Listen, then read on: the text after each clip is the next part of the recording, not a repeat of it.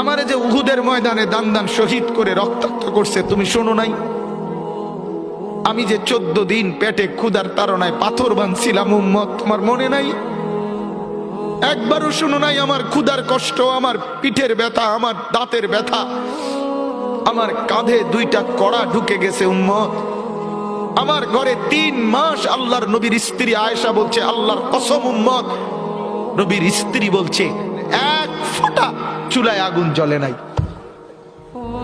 নওজোয়ান আপনারা বলেন বাপ, আজকে যাদের 1 বছর 6 মাস 2 বছর কোনদিন ফজরের নামাজ পড়েন না, দিনের পর দিন রাতের পর রাত যায়, এভাবেই 6 মাস, এভাবেই 1 বছর, এভাবেই 2 বছর, আপনি জানেনও না ফজরের ওয়াক্ত হয় কখন, ফজরের জামাত হয় কখন।